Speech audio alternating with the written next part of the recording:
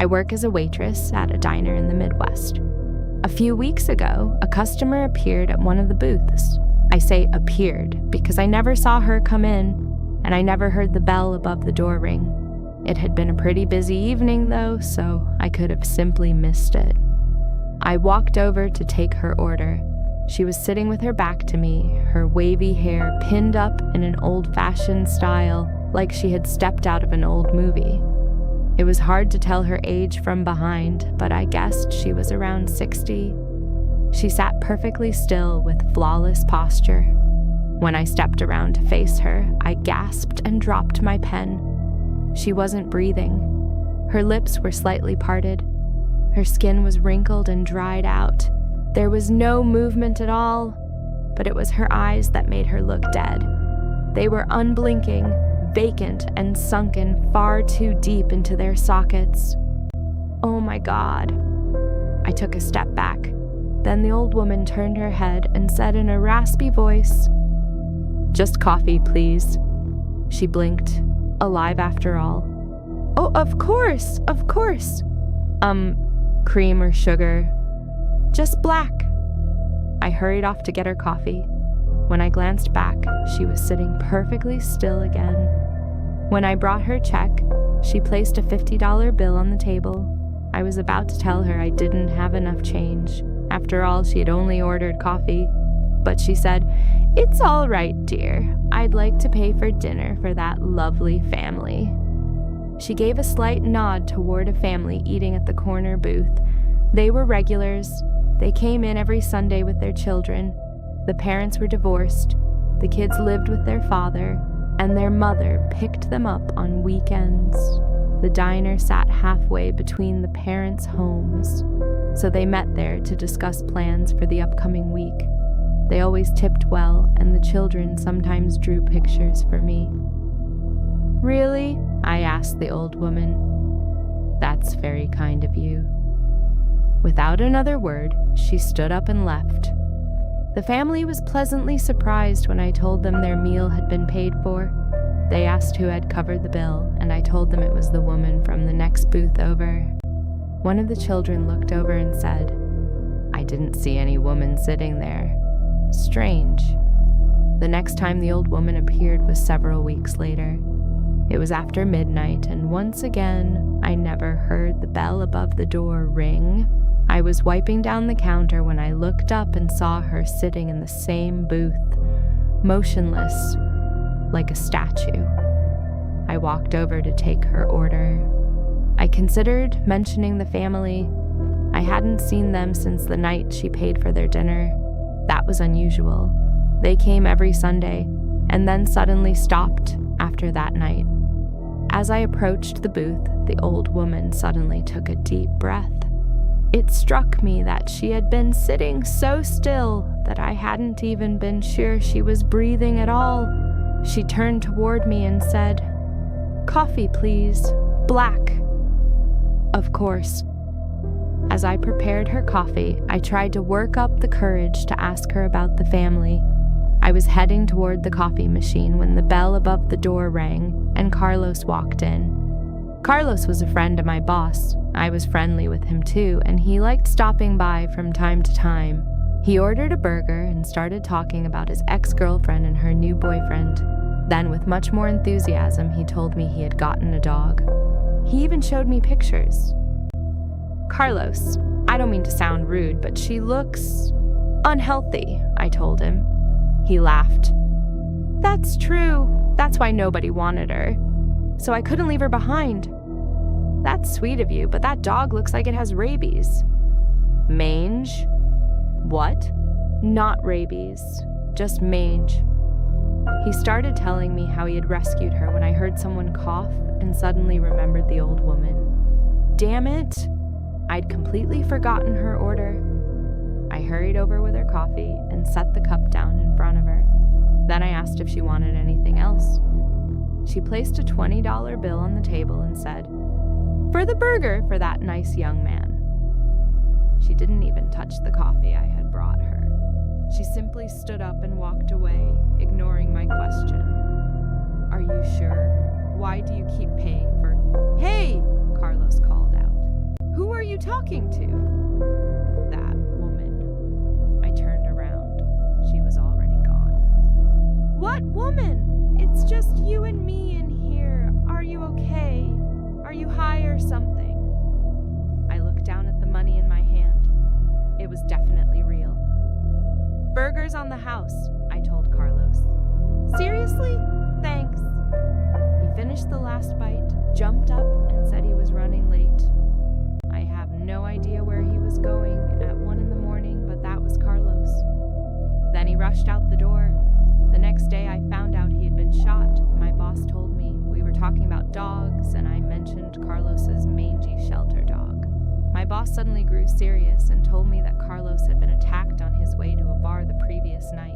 He had tried to fight off the robbers, but one of them had a gun. He was shot in the head, my boss said grimly. Jesus Christ, I whispered. My boss explained that Carlos had been rushed to the hospital, but he was still in critical condition. His chances of survival were almost zero. And even if he did survive, he would likely spend the rest of his life as a vegetable. I was shocked, deeply, profoundly shocked. Poor Carlos and his poor mangy dog. Then a thought crossed my mind. What if it had something to do with the old woman?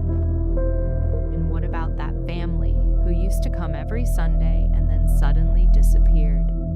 Had something happened to them too? I decided that the next time I saw the old woman, I would ask her why she was doing this, and I wouldn't let her pay for another customer. She came back this afternoon. The diner was nearly empty. Lunch rush was over, and dinner service hadn't started yet. As always, I never heard her come in. I was busy washing dishes when I turned around and saw her sitting at the counter. I shut off the water and walked over. Her sunken eyes turned toward me. I couldn't shake the feeling that I was looking at death itself.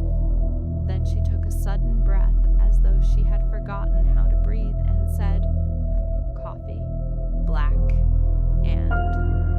I was surprised by the "and." "A root beer float," she added.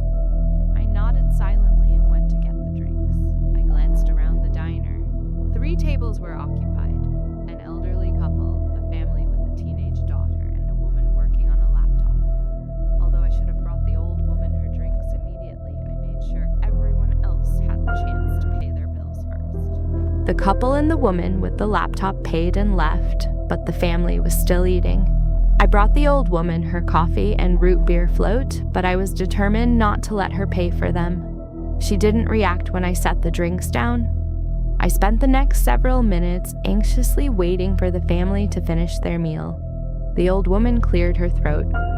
Ignoring her, I hurried over to the family and asked if they wanted dessert. They declined.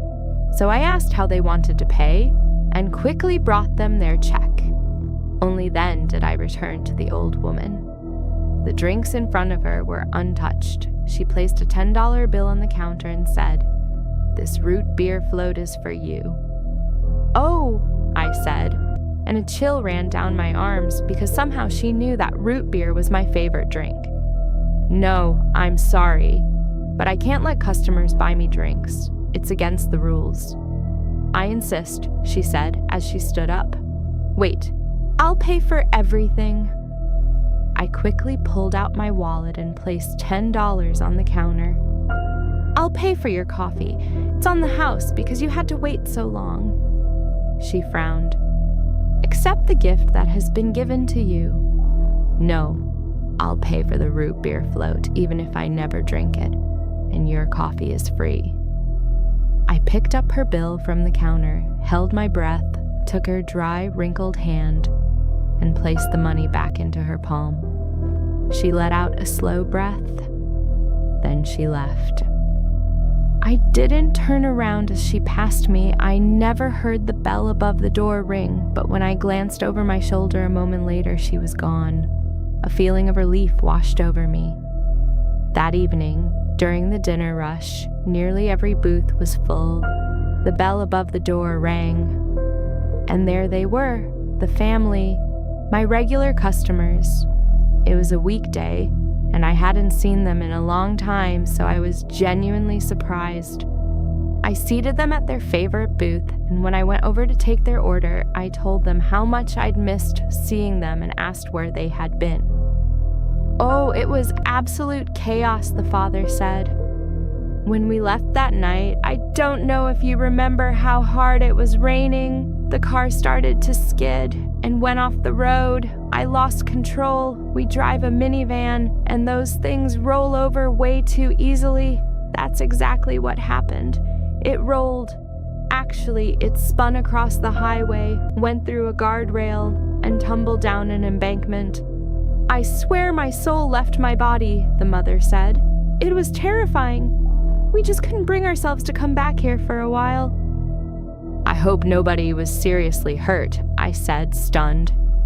"Just minor injuries. The police said it was a miracle we all survived," the mother replied with a smile. I nodded, relieved for them, truly relieved. They explained that they hadn't been able to come back for some time, but the children kept asking, so they had finally decided to meet there again for dinner. After taking their order, I called my boss to tell him the family was okay. He had been worried about them too. My boss sounded thrilled. "I've got good news too," he said. "Carlos is going to make it. He woke up from the coma and is doing much better than the doctors expected. They're calling it a miracle." "That's amazing," I said. And then something clicked inside my head. I keep thinking about that old woman, about how she looked like death, or at least something very close to it. I think about Carlos taking a bullet to the head. I think about the family getting into that horrific accident. They should have died, but somehow they survived. And I think I may have made a terrible mistake. Now I'm afraid to go home. Afraid because I refused to let her pay for my drink. And I'm terrified to find out what happens next.